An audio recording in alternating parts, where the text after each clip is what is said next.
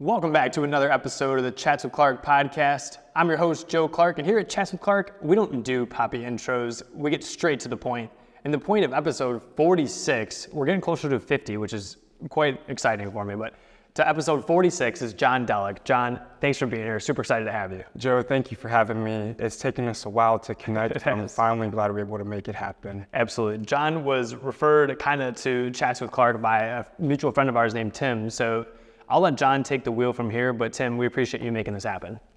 John, give us a little bit of an intro, kind of let us know who you are, what you're about, and maybe what you're into.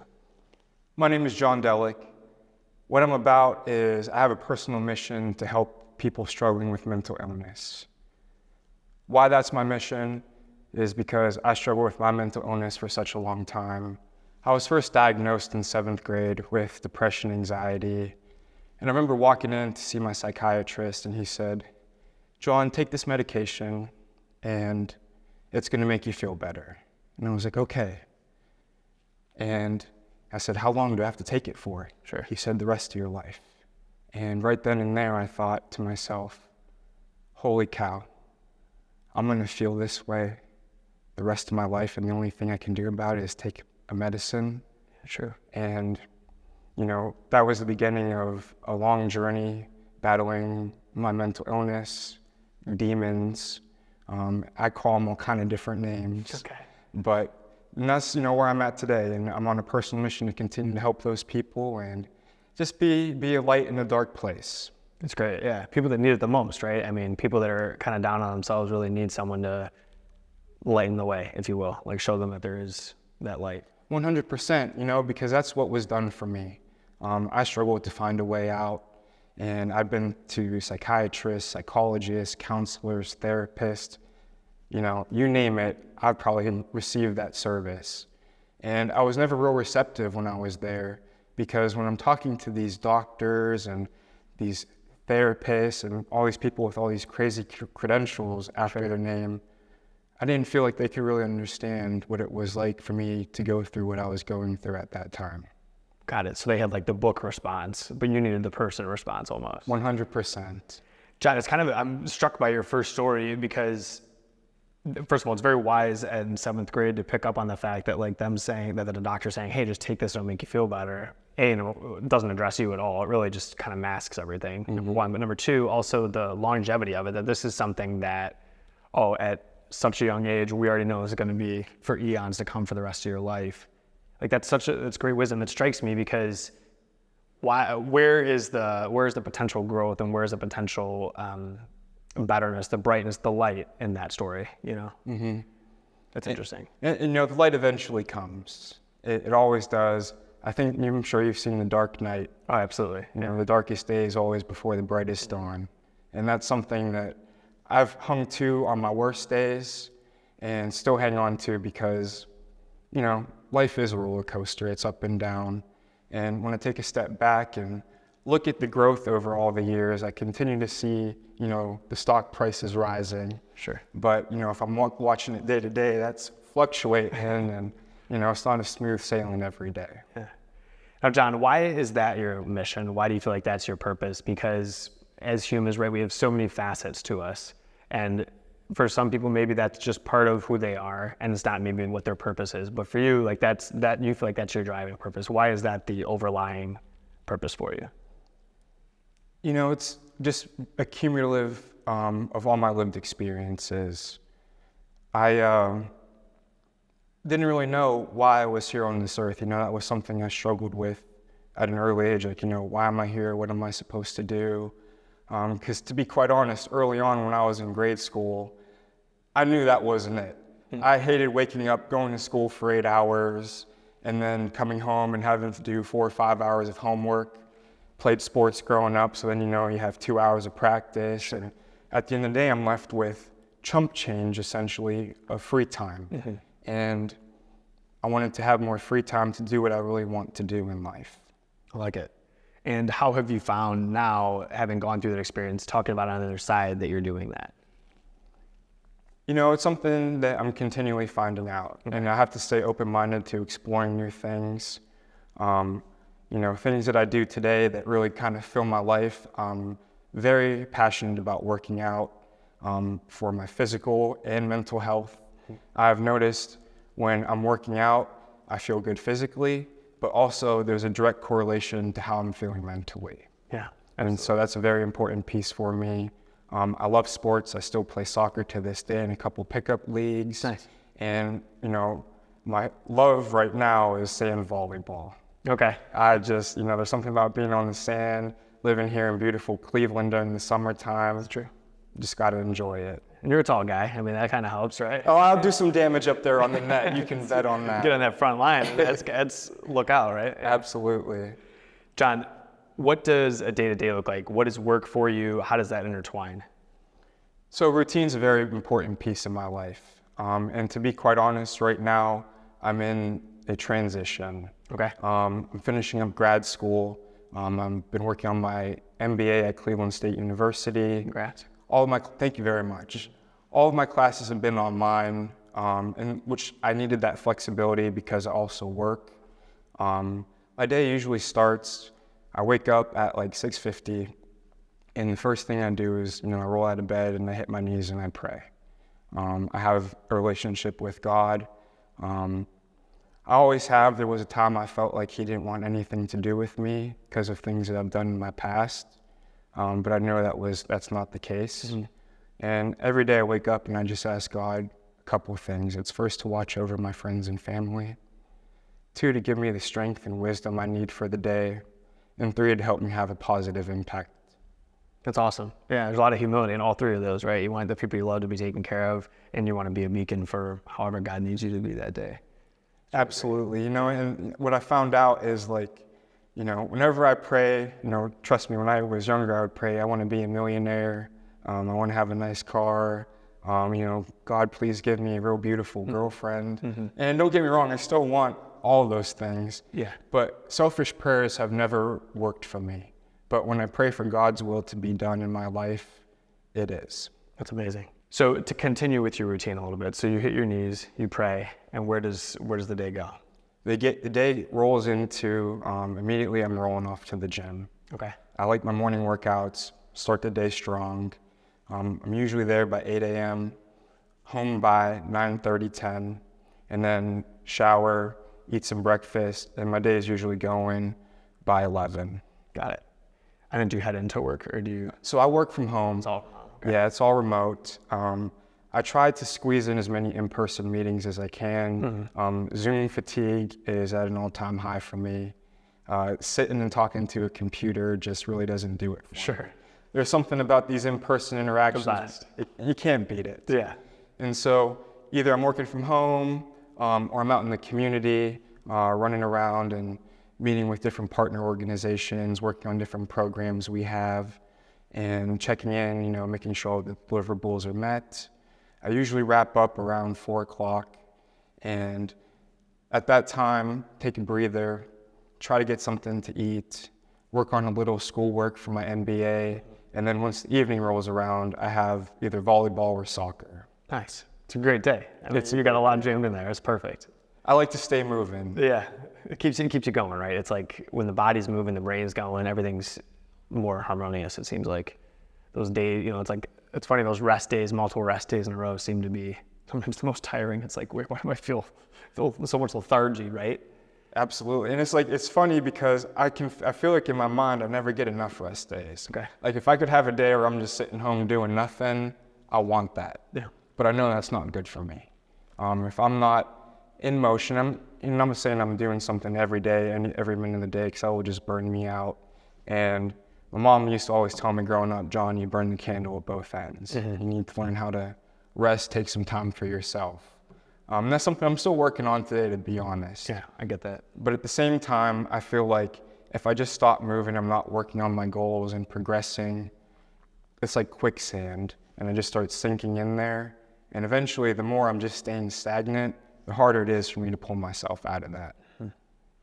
What do you do at work? What is your company? You're talking about different programs that you're working with. What is it? Give us the overview a little bit. So I'm a program manager at an organization called Youth Move Ohio. We're a statewide leadership and advocacy organization, and we work with youth serving systems throughout the state of Ohio. So basically what a youth serving system is any system that's providing social services to youth and young adults across the state. That can vary from mental health and addiction services, youth battling homelessness, or youth in the criminal justice system, just to name a few. Yeah, it's amazing. How did you end up involved with that?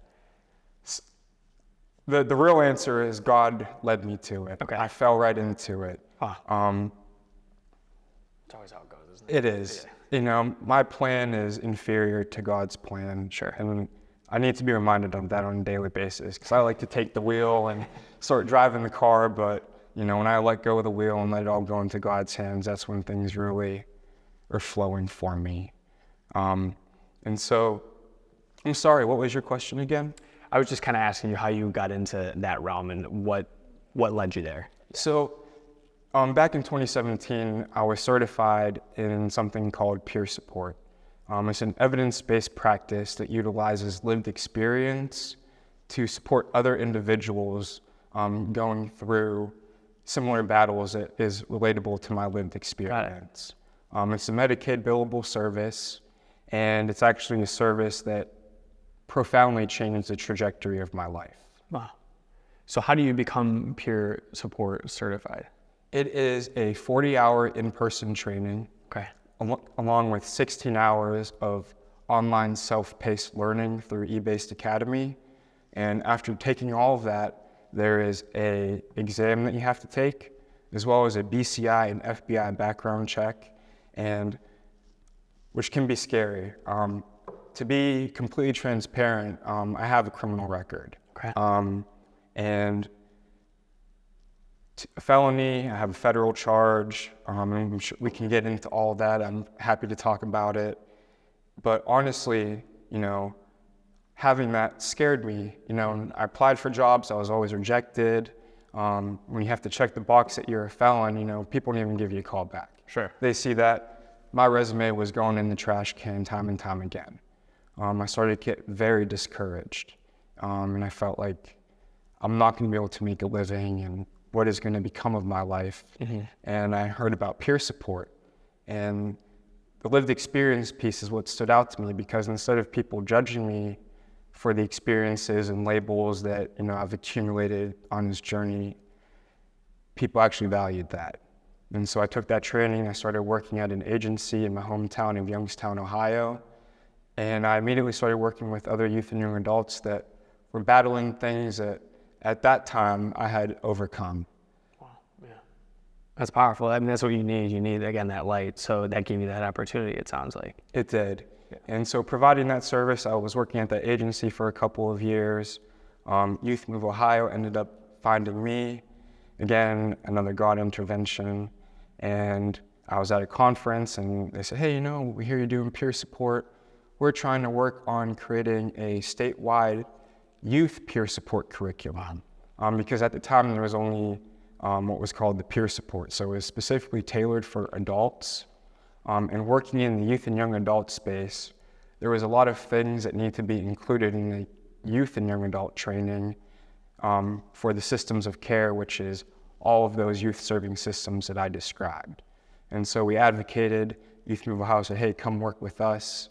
We started advocating, and in 2020, we created Ohio's first youth peer support curriculum. Congrats. Thank you. You guys had an integral role with that. I did. You know, I was able to use my experience providing peer services to help inform them on what needed to be included in that training.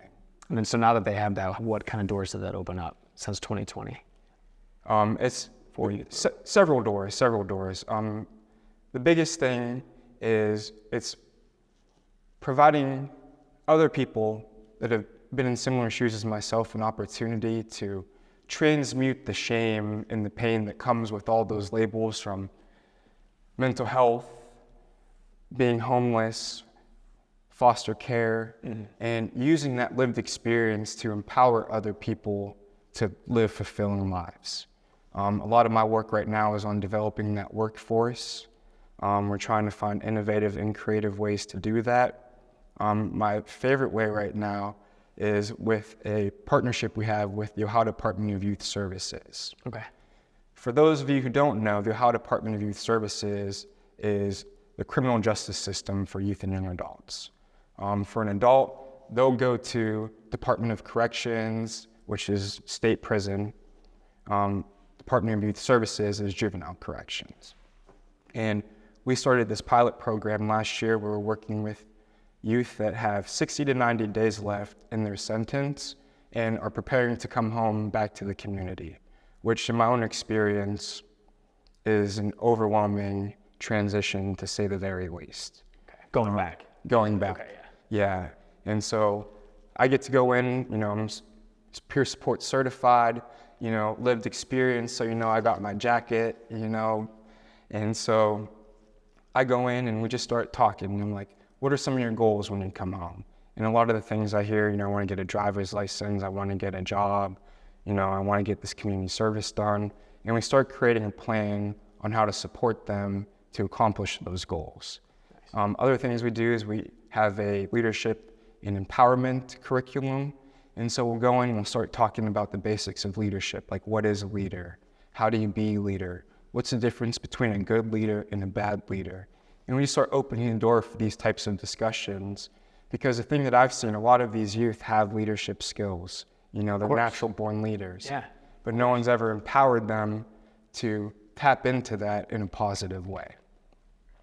I mean, it's the same thing with, to use your Dark Knight analogy, right? Like the whole idea is people can either go with the good or go with the bad, and in simple decisions don't make the innate qualities any different. It's just the decision that took it one way or the other. Absolutely. The quality, that drive or personality almost is a lot of times still there. And it comes down to a decision. It's what decision do I want to make? And for a long time, I thought I was just a terrible decision maker.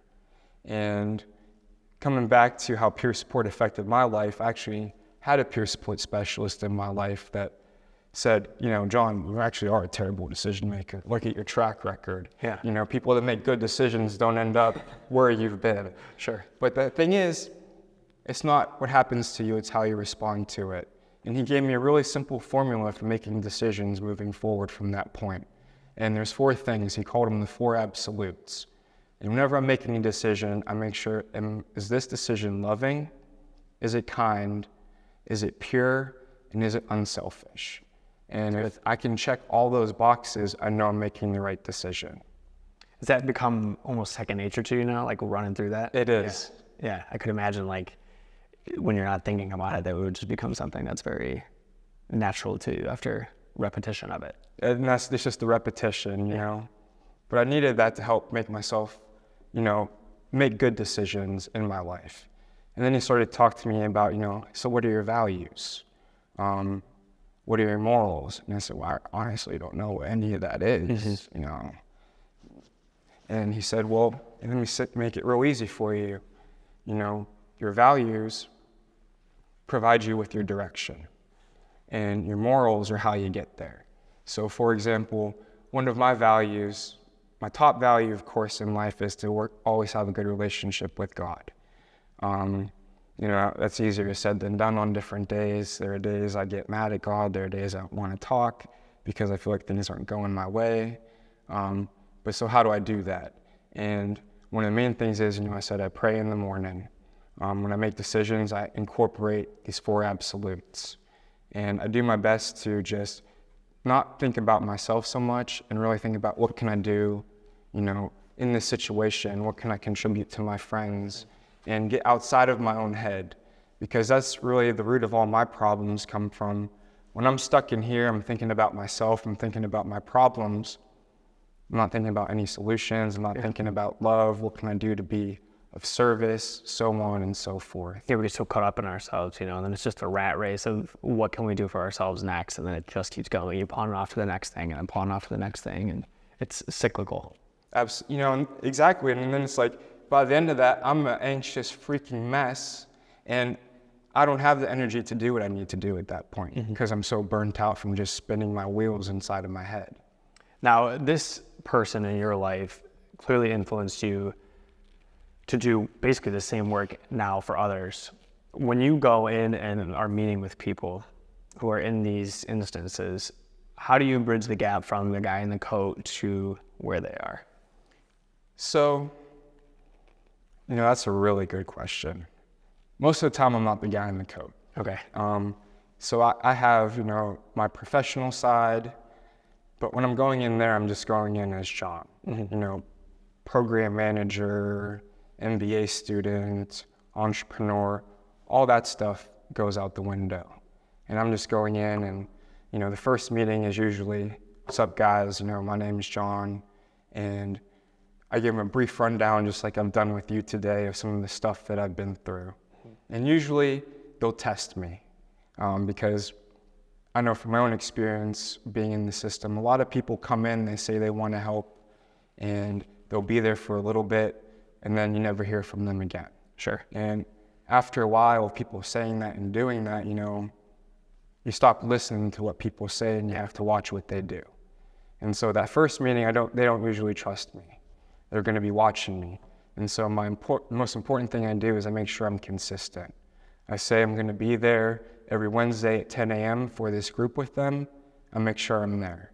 If they ask me for, hey, can you print off papers on how to get my license and maybe like a practice test, they ask me that one week, I make sure I have it for them next week. And it's just following through on those little things, and eventually trust is built, relationship is built. And I try to incorporate some fun into this all as well. I don't know if you're familiar with the game of spades. Okay. So it's just a card game, really common in jail. I've had my own fair share of taking losses and beating some people up in it, and we'll play some spades at the end of our session or some other card games. And it's in those interactions where I see barriers and walls dropping down. Sure. We're playing a game, but we're having some dialogue. This is usually the point in time when they start asking me some more personal questions about, how did you stay out of fights, or did you ever get into any fights? You ever go to the shoe, which is essentially going into the hole, or solitary confinement. And I answer all those questions for them. They start to get to know me. I start asking them some questions. And by the end of that, the relationship is starting to be built. They're ready to re-enter the community because 60 to 90 days has gone. And now they know I'm there for them when they need someone, because in the institution, it's a really controlled environment. They run your routine. You eat lunch, breakfast, lunch, and dinner at a certain time. You always know if you're working on your GED, you have class from such and such time. And so, routine is just instilled. When you come home, that was all on me. If I wanted to continue to have routine, or am I just gonna stay up all night playing video games, right, wake up at whatever time, not do what I need to do for my parole officer, et cetera, et cetera. And so I check in on them, make sure they're doing what they need to do. I'm never telling anybody what to do though. Yeah. The example that I set is the same example that was set for me, and it's, if you want what I have, do what I do. And that's it. I'm never out here telling people this is what you need to do, because people were telling me what I need to all the time. I never listened. Yeah. It's too standoffish, right? It's like, the end all be all, like, all kind of thing, and no one ever appreciates that. Right? It's always like that kid in class that was mad when they got one wrong on the test, and you're like, you're the worst, right? It's the same type of idea. So it makes sense. It's far more humble. It's far more compassionate to just be like, I'm here for you. Right? You build a relationship, you care for the person, and then of course those thoughts are natural. It's like, actually, I want to be more like John. So then it's a seamless transition that way. Absolutely. And that's exactly, like I said, it was the example that was set for me. Mm-hmm. I'm not going in there, talking about, I've got, about to get a master's degree, starting my own company, yada, yada, yada. I'm going in there and they see, I have peace today. And if I were to show you pictures of me back in the day, if I were to show you mugshots, you would tell just by looking at my face, that kid doesn't have any peace. Mm-hmm. And I'm sure you recognize it in other people as well. You just can tell when someone is just genuinely happy with their life. For sure. And that is the thing that I always wanted, because I never felt that for such a long time. And there was a time I never thought I would ever get to feel that way. It's amazing. Well, congratulations on the journey and the progress. That's amazing. Thank you very much. Yeah, absolutely. John, throughout all of it, there's two themes. Number one, you've clearly been hurt, and that's driven a lot of your decisions. But number two, and I think the most important part of it is that, like you said, how you've responded to it. All of your responses have been oriented around other people. And I mean, part of that is you have to be in a good spot. That's right. The candle without any wax isn't going to burn. So you have to be in a good spot. But it's all about other people. As you look towards future days, how do you see it developing for you? How do you see it touching more people? Do you see this being this is where you want to be and keep going? Or do you see other pathways maybe unveiling themselves to you? Right now I'm continuing on, Yeah. the path that I'm on. I'm currently trying to expand that, so I can reach more youth and young adults, because I can't be everywhere at once. So that's where I was kind of curious. Yeah. And that's why I'm so passionate about developing the workforce for peer support, because I can't be everywhere at once, and I don't have the lived experience that, may connect with some people. Mm-hmm. But I can tell you that there's someone struggling out there right now that I may not be able to help, but there's someone else in this world that's been through that and overcome that is in a position to help that person. And so my goal is to help more people get certified in peer support and help those people out. Mm-hmm. And additionally, one way that I'm currently doing that is I've been developing my own company. We've been developing a HIPAA-compliant mobile application that connects people seeking mental health services with certified peer support specialists. That's incredible. That's incredible. Tell us about it. What's the name? Give us the rundown. The name of it is Share and Solve. Share and Solve. Mm-hmm. Love it. And the idea came actually over COVID. Okay. I was working with my youth move group, and we were saying that there were some real barriers for youth and young adults to receive care at this time. And one of the biggest ones was people weren't able to go to brick and mortar establishments. So telehealth was really hitting the scene, but it didn't transfer over into the peer support space. Okay. And additionally, when it comes to peer support, goal setting is a very important piece of that. And so in this app, we have the ability to meet virtually. There's able to chat messages. It's all encrypted end to end. Additionally, we have resource sharing. So some of the guys that are from the juvenile justice program that I described, once they're released, they still ask me like, hey, how do I get my license? How do I get my social security card? And they're dispersed throughout the state of Ohio. Okay. I'm located here in Cleveland. And so I'm able to upload these documents for them. And really these documents are me going on, Microsoft Word, typing out the steps that I took, referencing, websites to make sure everything's still correct, and then sharing that with them. And they'll see that, start going through the processes. We'll set a goal in the app, get driver's license, and we have all the steps you need to take to accomplish that. I'm able to keep up with their progress in real time. If they're struggling with something or need some extra support, they're able to message me, or they're able to call and video chat with me in real time. Yeah, that's amazing.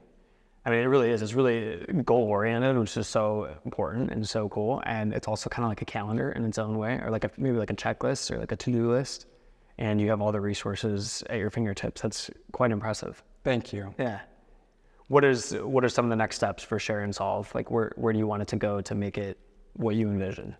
So my vision at the end of the day is I want to be able to staff peer support specialists and have them connect with anybody that wants to receive mental health services across the United States. Cool. So any youth, young adult, or person for that matter struggling, they can just go download Share and Solve, enter in, I'm struggling with my depression, I've overcome, these battles in my life, and this is the type of lived experience I have.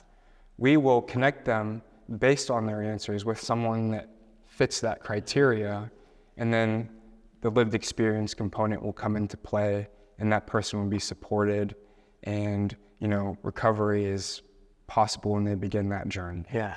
And nice. We're not there yet. We're in the very, very beginning stages, and to be quite honest, it's an overwhelming process right now. We're wrapping up with app development. We've tested the beta. We've had a couple pilot programs with it. using a low fidelity model. And now I'm just rolling into my first true deployment opportunity that's going to start July 1st. And I'm very excited and I'm humbled because the organization that I'm partnering with is actually paying me for this. Wow. So I'm honored that they do see value in it. Yeah. And it's really reaffirming because it took us a long time to connect. And to be honest, I wanted to connect much sooner. But when we first started talking in January, I was really going through it. I was struggling. I'm like, with doubt and fear. I'm like, is this going to work? Is this worth it? I was waking up at like 3, 4 in the morning, and I wouldn't be able to get back to sleep. So my brain was just running, analyzing different scenarios. And of course, none of it was positive or constructive. And I was really just having a tough time there and really battling, like, is this something I want to continue with, or should I just say, forget about it, finish my MBA. I've got 5 years experience in program management, and then just try to find a job that pays more. But that's not in alignment with my personal mission. And I'm a firm believer that, the battle gets toughest when victory is the closest. Of course. Yeah, it's true. It's those final miles, that last 100 meters on the track that gets you. Absolutely. And if I got to pull myself like army crawl to the finish line, by gosh, I'm going to do it. That's the motivation you need. That's the discipline that you need. That's great, John. Thank you. Yeah, I'm excited for you. It's really an incredible journey. It sounds very thorough as it is already. That's why, it makes sense to me that someone's willing to pay for it as is, because it sounds quite innovative. Is there anything like it in the market? Like, what are you up against? So there's some similar things. The real differentiating factor between Share and Solve and other peer-to-peer apps in the space, the other peer-to-peer apps are mostly anonymous. And while I can see the value in that, it is not a long-term connection, and it really boils down to a difference in philosophy of how peer support should be provided as a service. My philosophy is peer support is not just, going and talking to someone for a couple weeks and then thinking, oh, I'm all better, and then never talk to that person again. Like I described with how I'm working with these young men coming out of juvenile detention, Right. I'm with them for the long haul. They'll meet them while they're in the facility. I'm working with them outside of the facility. We're going grabbing lunch, we're going to Cavs games, and I'm staying in touch with them throughout the entire process. I'm still in touch with the first individual that I provided peer support to back in 2017. Yeah, wow. And that's, it's a long-term commitment. These other apps, you talk to someone, you may have similar experience, you don't really know who you're talking to. And, then the next time you're on, you're getting connected with somebody new. Yeah, it's like the Omegle for peer support. Exactly. Yeah. And while there is benefit to that, my philosophy in peer support is just different than that. Yeah, the consistency is not there. For sure, that's a great accolade that you guys would tout, is that consistency. And you need that because these are, again, vulnerable individuals in a tough spot in their life, so they don't need more fickle-natured things almost. Yeah, they need someone that's just, they can count on. Yeah, absolutely. John, in your life, who are some of the influences that you've encountered, whether you know the people, whether you don't know the person, big or small? Who are some of the most influential people in your life? You've talked about the one who gave you your peer support. He is, extremely influential in my life. And the only person that is more influential than that individual is my mom. My mom has always been there for me. And the days that I didn't want to continue putting one foot in front of the other, she would say, John, get out of bed. You need to keep putting one foot in front of the other. And she is harsh, blunt, but loving. And for me, she doesn't sugarcoat anything. So put it in perspective in a real kind of comical way. When I was first beginning my recovery journey, I was skinny fat. Had a nice little gut on me because my diet was trash at the time. I ate a lot of fast food. And whenever, I had my shirt off or was going to go swimming or something, my mom would poke me right in my stomach and say, "What is that?" And it's harsh, it's addressing the fact, but, the message was received like, I'm not taking good care of myself. Yeah. And she's always done that. She's always held me accountable, but encouraged me to continue putting one foot in front of the other and empowering me along the way. She herself is a leader. I've grown up going to the office with her, seeing how she conducts herself. She's overcome tremendous adversity herself. And my dad is also another influential figure. He has gone through some crazy stuff, and, not to put his story out there, but he was adopted at a young age into a very loving family. But, they were very poor. His dad died when he was 21, and my dad had to step up and take care of my grandma and my aunt. My dad would work a job at UPS. He'd work the first shift. So he's going in at 3 a.m, getting off at, whatever time that shift would end. Then go to college, and he was studying to be a chemical engineer. Wow. So he put the family on the back. And, that's a real motivating thing for me. For sure. And, also there's a little bit of pressure that comes with that because, being a son, I want to make my parents proud. Yeah. And to hear, my parents set a pretty high bar, and there was a lot to live up to that. But the thing is, my parents have always encouraged me to be myself. John, they never pushed me to follow in their footsteps and do what they do. They've provided me with different opportunities to explore and always find my own way. It's incredible. Yeah, hats off to both of them. Those kind of stories are truly touching. I think it's amazing when people just defy all norms of ours to be and to make ends meet. And I think that is exactly what your dad has done. And of course, your mom and the love that she shared with you is second to none, it sounds like. It's also, I think, a testimony to the relationship that you two have, for her to be so blunt, I guess, and for it to be effective, because I think with the fragility maybe that you were going through, that could have been completely ineffective as well, but obviously it wasn't. And I think that's a great, again, testimony to the relationship that the two of you have. It is. If we didn't have that relationship, to your point, I would not have been receptive to that, and probably would have, anything she said, just... For sure. Because I did that with other people. A lot of yeah, other people. Bet, right? I bet. John, kind of a loaded question, but when you look at your life, a question that I always ask is, do you find that you have any regrets? I don't have any regrets. Everything in my life has been a learning experience. That's not to say that the mistakes I've made in the past, I didn't feel shame for them, didn't feel regret at that time. I'm sure you can imagine, my first trip to county jail, I regret everything I did. But now, having at least, 12 years of perspective past that point, I can see how this journey that I've been on through life has really equipped me to do the work that I'm doing today. It's excellent. Yeah, there's either kind of two ways I feel like to look at regret. There's that where it is that learning experience, because I feel like there's things that all of us have done that we wish that we had not done. And that's just a reality, though. There's nothing we can do about it at this point except for move past it, or we sulk on it.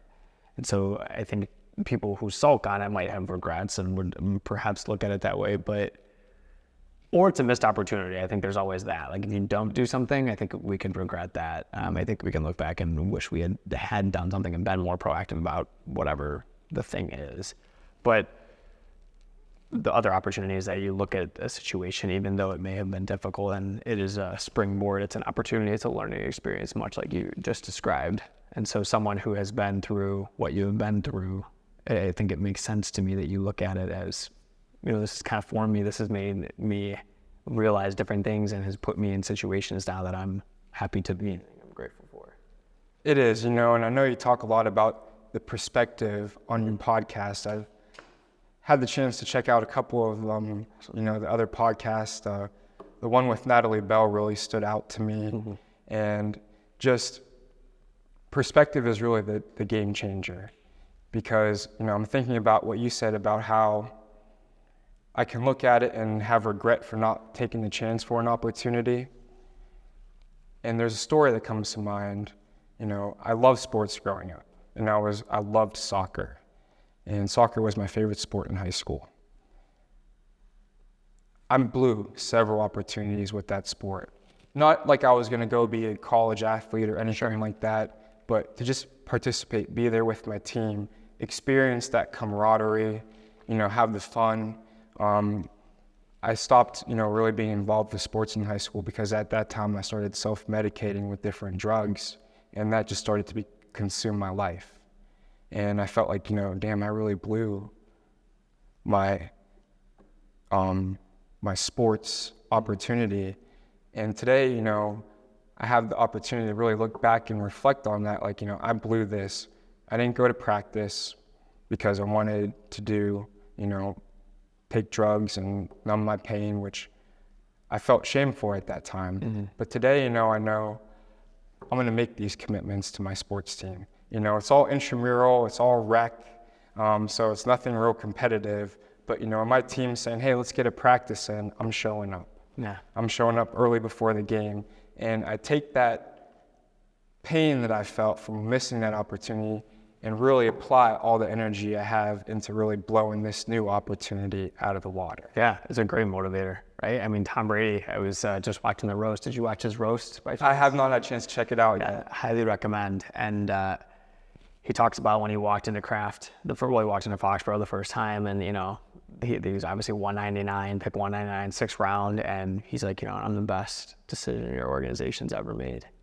It's like that, you need that, like it fires him up, and it's in the same point. If that can motivate you and you funnel that into what you're doing, Lord knows that man worked very hard. That man was incredibly disciplined and incredibly consistent with his workout still to this day. And so that's allowed him to be great at what he does. Mind you, that's his life, but it's the same like what you do for your intramural soccer, your rec soccer, and those practices is going to translate into what you do in helping develop peer support and helping develop your app and so on and so forth. Like that's how it works.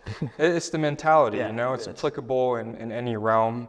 I blew my first attempt at college. I got kicked out of college and I thought it was over with. And, when I finally had an opportunity and got accepted into Cleveland State for undergrad, after a lot of other colleges rejected me and didn't even respond, I knew like that's not going to happen again. Yeah. I'm going to take full advantage of everything I can do to make the very best of it.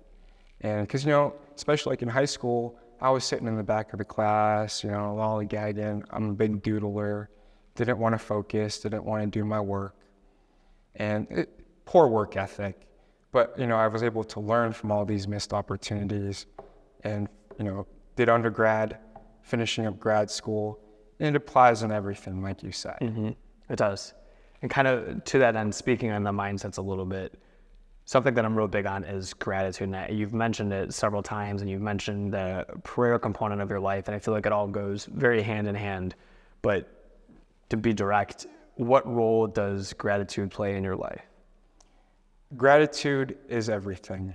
And I'm still working on how to incorporate gratitude into my life better and better each day. I do not think gratitude is a feeling. Gratitude is very much an action word, and so it boils down to what I do. Ways I can describe that is, kind of like the work I do with youth and young adults. I'm grateful that someone took the time to show me a better way to live my life and get out of the living hell that I thought I was just sentenced to experience the rest of my life. And I show my gratitude by helping other people that are struggling with that now. Not just, in my work setting, but whether it's, I'm at the gym, I'm talking with some people or some friends, or even people that I just met for the first time, and they're telling me, hey, I'm really struggling with this. I really take the time to focus on them and listen to what they're saying and see what I can do to encourage them and support them. I remember during COVID, Cleveland State got, all that funding from, the government to help with the stimulus checks and all of that. And someone told me about it because I was struggling financially at that time. And I said, okay, that's really good to know. Next thing you know, I'm texting like 50 people from my class, hey, get this money, go to the website and they'll cut you a check. Yeah. And so it's just, what can I do to share what was given to me and to pass it on? And you have plenty of experience making relationships, so that's tremendous. Thank you. Yeah, absolutely. It's always funny too to look at our lives kind of in hindsight and like to see the different ways that people have influenced it, I think. And throughout all of it, your story is one that's loaded with a lot of influential people, a lot of influential decisions. It's really great, John. Thank you. Good and bad influences, and it's all about having the right picker. And something someone told me early on is watch what people do, not what they say. There are a lot of people that would say, hey, do this, this, and this, but then you see them out in public and you'll always be kind to someone and they're yelling at the person at the cash register. Yeah, of course. Yeah. It's that hypocrisy that it's laden in our society. A mentor of mine and I were having a conversation maybe 2 weeks ago, and it shifted towards prayer a little bit. And one of the things that he had said, like when people talk about prayer with him, he's like, I just always show up. He said, ultimately, that's all we can do is just show up. So it ties in with everything that we've talked about. I think I was thinking about it with the intramurals and kind of how that is, or like even on the days when it's probably difficult to get up and go do the thing, or when you're not feeling it, or whatever the case may be. No effectiveness or no goal can be met unless you show up. And so I think that is awesome that you're doing that all the time. You're showing up for so many people, for yourself, for this, for others, and that speaks. So it's really great. And it's not easy, I think life really, not life, but there's just like force out there that really tests me to see how committed I am. And for example, with this juvenile justice project, there a day I was going through one of the worst depressions from September, to March, September of last year to March of this year. I was just stuck in this pit to the point where that routine that I had described to you was non-existent. I was up late, sleeping in, didn't want to get out of bed, and a lot of the commitments, that I had, I didn't want to do. But the one thing that I have learned, to your point, it's as long as I show up. And so I'm going to dragging my ass out of bed, driving, to the juvenile correction facility, and just making sure I get there. And it applies to everything, even in the gym. I was just talking with my buddy yesterday.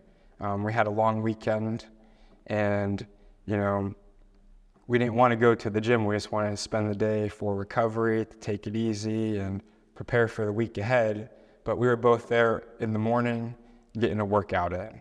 And for me, it was not a good workout whatsoever. My mind was everywhere but the gym. But the thing is, I still showed up, put some work in, I paid my dues, and I was able to check that off the list for the day. That's right. Yeah. You never know, like from a faith perspective, like God's going to work through you, right? I mean, we always think it's us, and it's never really us, So it's like if we show up, we allow ourselves to open that door for God to work through us in that instance, whether it's bettering ourselves in the gym, whether it's influencing other people, whatever the case may be. So I always think about that. Like, I don't understand why people wouldn't show up. I mean, it takes some effort, but like you're saying, you have to drag yourself out of there, out of bed, out of wherever to do it. The opportunities are endless, and the motivation is intrinsic in that to the upside, to reach that upside, to have the upside. So it's so important to just show up. Right? That conversation really stuck with me with that mentor. I really appreciate you bringing that up, because that is just, it's so powerful. And I'm thinking back on how that ties in with like the 4 absolutes. When I say I'm going to be there for someone and I don't show up, I'm doing them a disservice. Yeah. And I'm ultimately making a decision based on how I'm feeling in myself to not be there for someone else. And when we think about the 4 absolutes, which box isn't that checking? That is not unselfish. That is very selfish of me. I don't like to frame it that way all the time, because I know the weight of the world is very heavy. We all have to battle our own demons. But in my own experience, when I find I can put my own problems aside even just for a minute and really just engage with another person and find out what's going on in their life and listen to whatever it is they want to share, my problems seem to get much smaller. That's it. Yeah, it all falls into place that way. It's this idea I struggle with when people don't strive for goodness or strive to be great, because a lot of times the argument to not do that is that if you don't have high expectations, you can't be upset, right, when you don't meet them or when someone else doesn't meet them. But where I come from, right, like, it's not about you. It's more than you. It's not that you're not just closing yourself off, but you're spiting everyone else that could have benefited from whatever that greatness was that you were supposed to do. So by not doing that, again, it is more than you. So it's not just about you. So when you say, not you, but you, say that it's because you don't want to have their expectations basically crushed, again, that last box, that it's completely selfish. Like it's more than you. It's more than you. Do you mind if I share a story that relates to that? Yeah, of course. So before peer support, before school, I had just come home from prison, and I was working at a deli in Youngstown, Ohio called Larisha's. If you're ever in Youngstown, check it out. Shameless plug. I had to. I love it. It's locally owned, family owned, and as soon as you walk in the store, you can feel like this is love. And if anyone, it's Italian, so nice. Best sandwiches, best capicola, pepperoni's on point. But I was working there, and I'm just coming home, trying to get reacquainted and feeling the pressures of life. I'm working there, and one day I just really didn't want to go in. I was in this depression again, just shame, guilt, trying to clean up the wreckage of my past and trying to figure out how am I going to do all of this and live a life that, really makes me happy. Didn't want to go. Stayed in bed until the very last minute. And, I feel like God just gave me the power to get out of bed. I rolled out of bed, got dressed, put a hat on so I didn't even have time to do my hair, and just showed up. Whole time I'm there in the morning, I'm just like, I don't want to be here. I want to get out of here. I hope they let me go early. And lunch rolls around. I'm working the deli counter. All my other coworkers are on lunch break, and so they're not out in the deli counter. And this lady just walks in, and I could tell she was a little distraught. She placed her order and said, hey, is everything okay today? She said, I'll be honest with you. She said, everything is not okay. My husband just died. Oh my God. And just a couple weeks ago, I buried my son from an overdose. Oh my God. And, I said, I'm so sorry to hear that. If there's anything I can do, please let me know. And I said, I really want to thank you for sharing that with me, because I myself, and at this time I was probably about 6 months in on my own recovery journey and abstaining from drugs. And I said, this is like my 6-month day of sobriety here. And, hearing your story, I just appreciate that. And, recovery is possible. Yeah. And I'm here for you. I understand that pain. And she said, thank you so much for sharing that with me. She gave me a hug. And it was just like, I didn't want to show up to work that day. Had I not shown up, who knows who that lady would have talked to. And it's not like I'm out here having a big impact on her life through that conversation, but I could tell it touched her. Mm-hmm. I was able to hold some space for her to share what was on her chest. And she knew it landed on ears that were really able to receive her message and hold space for her to share that pain. And it could see a drastic difference in her mood after. And so I was able to do that, and that wasn't anything, I thought was going to happen for work.